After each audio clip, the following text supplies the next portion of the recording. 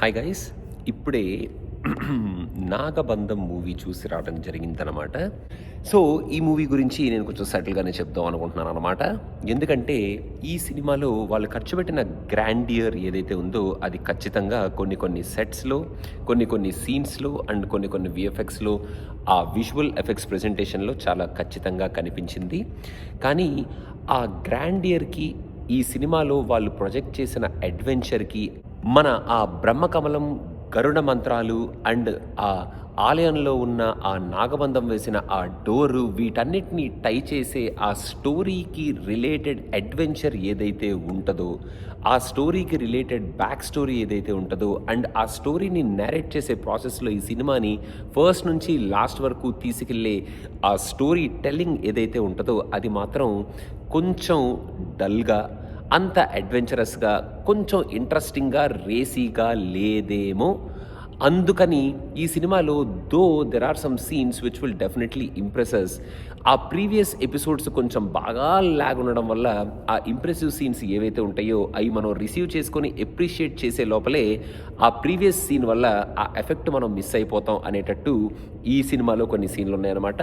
First హాఫ్‌లో ఈ cinema start అయ్యే విధానం కానీ, ఆ అడ్వెంచర్‌ని వాళ్ళు ఎస్టాబ్లిష్ చేసే విధానం కానీ అండ్ ఆల్సో ఫస్ట్ హాఫ్‌లో మన టెంపుల్ సీన్స్ మాత్రం చాలా బ్రిలియంట్‌గా ఉన్నాయి. ఆ టెంపుల్ సెట్ అయితే ఒక యాక్చువల్ టెంపుల్‌కి వెళ్ళినట్టు అక్కడ ఉన్న ఆ గ్రాండియర్ కానీ, ఆ ప్రెజెంటేషన్ కానీ అండ్ ఆ ఎఫర్ట్ కానీ ఫెనామినల్‌గా కనిపించింది. ఆ సెట్, ఆ ఆర్ట్ వర్క్, అక్కడొచ్చే ఆ సీన్స్ చూసి సినిమా అసలు పిచ్చి లేపేస్తదేమో అని అనుకున్నాను నేను. కానీ ఆ ఫస్ట్ హాఫ్‌లో ఒక అడ్వెంచర్ ఎపిసోడ్ తప్ప ఆ తర్వాత ఒక హెవీ ఇంటర్వెల్ బ్లాక్, అంత హెవీ ఇంటర్వెల్ బ్లాక్ ఎందుకు పెట్టాల్సొచ్చిందో తెలీదు నాకు. కాపోతే చాలా lengthy heavy interval block which did not invoke any sort of emotions and ఆ హెవీ ఇంటర్వెల్ బ్లాక్ వల్ల మనం ఇంతకుముందు చూసిన కైండ్ ఆఫ్ సినిమాల్లో ఉండే ఇంటర్వెల్ బ్లాకే. మీరు సినిమా చూస్తే ఒక డైరెక్టర్ పేరు ఖచ్చితంగా చెప్తారు. నేను అది చెప్పేస్తే మీకు స్పాయిలర్ కాబట్టి ఆ డైరెక్టర్ పేరు నేను చెప్పట్లేదు. Heavily inspired from such kind of ఆ డైరెక్టర్ తీసిన సినిమాల ఇంటర్వెల్ బ్లాక్ లాగా ఈ ఇంటర్వెల్ బ్లాక్ ఉంటుంది. ఆ ఇంటర్వెల్ బ్లాక్లో లాస్ట్లో వచ్చే ఆ scene because of this lagged heavy interval episode అంతగా ఎక్కదనమాట.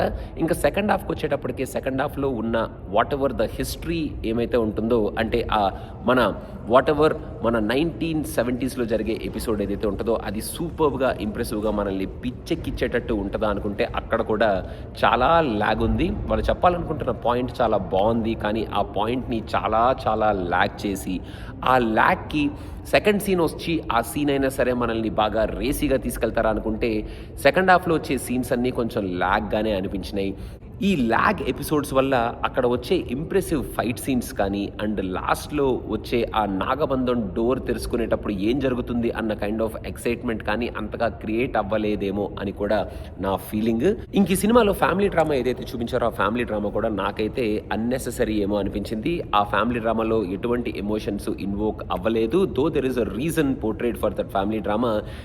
ఇట్ డిడ్ నాట్, నాకైతే అది సాటిస్ఫైయింగ్గా అనిపించలేదు అనమాట. అండ్ సెకండ్ హాఫ్లో కూడా నాగసాధుస్ ఎపిసోడ్ చాలా గ్రాండియర్గా ఉంటుంది అనుకున్నాను. నాగసాధుస్ని ఎస్టాబ్లిష్ చేసే విధానం బాగానే ఉంది, కానీ ఎస్టాబ్లిష్ చేసిన తర్వాత వచ్చే ఆ ఎపిసోడ్స్ కొంచెం మరి అగైన్ నేను చెప్పినట్టు బాగా లెంతీ అవడం వల్ల, బాగా ల్యాగ్ అవడం వల్ల మనకి ఆ ఎపిసోడ్స్లోంచి వచ్చే ఆ హై గూస్బంప్ మూమెంట్స్ కానీ, ఆ ఇంప్రెసివ్ మనకి ఆ ఎక్సైట్మెంట్ కానీ, మనం థియేటర్లో అరుపులు కేకలు కొడుతూ క్లాప్ చేసే సీన్స్ కానీ మనకి ఆ రిసీవ్ చేసుకునే లోపలే మనకి ఆ లెంత్ వల్ల మనం రిసీవ్ చేసుకోలేదేమో అని నా feeling. Though there are some nice scenes in the last క్లైమాక్స్లో ఒక 2-3 షార్ట్స్ అయితే చాలా బాగున్నాయి. And throughout the movie heavily inspired by previous movies. నేను సినిమా పేర్లు చెప్పదలుచుకోలేదు, we can talk about it later. But చాలా సీన్స్లో కొంచెం హెవీలీ ఇన్స్పైర్డ్ షార్ట్స్ సీన్స్ ఉన్నాయి. అవి పర్లేదు, ఇన్స్పైర్ అవడంలో తప్పులేదు, బాగానే ప్రజెంట్ చేశారు. బట్ చూడగానే తెలిసిపోతున్నాయి అనమాట ఈ సీన్ నుంచి వచ్చింది ఆ ఇన్స్పిరేషన్ అనేది. ఇంకా మన hero Virat did a good job, బాగానే యాక్ట్ చేశాడు. అండ్ ఫస్ట్ నుంచి లాస్ట్ వరకు మెయిన్గా నాగసాధు గెటప్లో కూడా బాగానే ఉన్నాడు. కాకపోతే నాకెందుకో హీరో రోల్ కన్నా విలన్కే ఎక్కువ రోల్ ఉందేమో ఈ సినిమాలో అనిపించింది. విలన్ యాక్చువల్గా కొంచెం మన పద్మావత్ విలన్ని ఇమిటేట్ చేస్తూ అతను బాగానే చేశాడు. మూవీలో మొత్తం ముగ్గురు హీరోయిన్లు ఉంటారు. మన నభాకి మంచి రోల్ వచ్చింది. She did a good job in that role. కొంచెం డిఫరెంట్ కైండ్ ఆఫ్ రోల్ అనే మాట్లాడుకోవాలి మనం. కాకపోతే ఆ మిగతా ఇద్దరు హీరోయిన్లు మాత్రం మనం ఎందుకు వాళ్ళ గురించి ఎంత తక్కువ మాట్లాడుకుంటే అంత మంచిదనమాట. జగపత్ బాబు గారు డిడ్ అ గుడ్ జాబ్. ఆయన ఫస్ట్ నుంచి కొంచెం డిఫరెంట్ కైండ్ ఆఫ్ క్యారెక్టర్లో ఆయన కూడా బాగానే ప్లే చేశారు. ఇంకా మిగతా క్యారెక్టర్ ఆర్టిస్టులు చాలామంది ఉంటారు. వాళ్ళు ఎందుకున్నారు అనేది మనం నెక్స్ట్ వీడియోలో ఇంకో వీడియోలో మాట్లాడుకుందాం.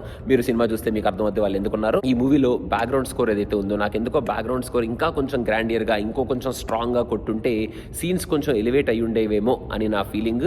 బ్యాక్గ్రౌండ్ స్కోర్ బాగానే ఉంది కానీ బట్ నాకైతే ఇంకా కొంచెం మోర్ గ్రాండియర్ బ్యాక్గ్రౌండ్ స్కోర్ కొట్టాలేమో అని ఫీలింగ్ నాకైతే వచ్చింది.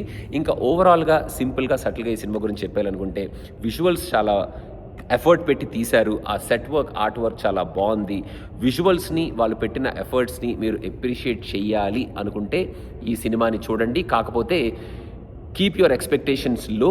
అడ్వెంచరస్ ఎపిసోడ్స్ తక్కువే ఉన్నాయి అండ్ ఆల్సో మనకి మరీ హైనిచ్చే ఎపిసోడ్స్ అవి కొంచెం మీరు ఎక్స్పెక్టేషన్ని కొంచెం నార్మల్గా సటిల్గా పెట్టుకొని వెళ్తే ఆ విజువల్ ఎఫెక్ట్స్కి మీరు కొంచెం అట్రాక్ట్ అయ్యి అప్రిషియేట్ చేసి థియేటర్ నుంచి బయటకు వచ్చే ఛాన్సెస్ ఉంటాయన్నమాట.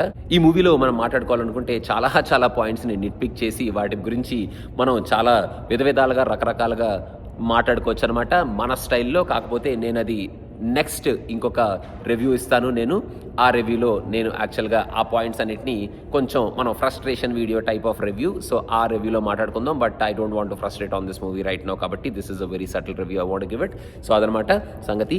నాగబంధం. మన వేగస్ పిక్చర్ పేజ్ని ఇంకా ఫాలో అవ్వకపోతే వెంటనే ఇన్స్టాగ్రామ్ పేజ్ని ఫాలో అయిపోండి అండ్ సినిమా పిక్చర్కి ఒక సబ్స్క్రిప్షన్ ఇచ్చుకోండి. మన Rao Bahadur and also alpha reviews are coming very soon. Thank you so much. Bye-bye.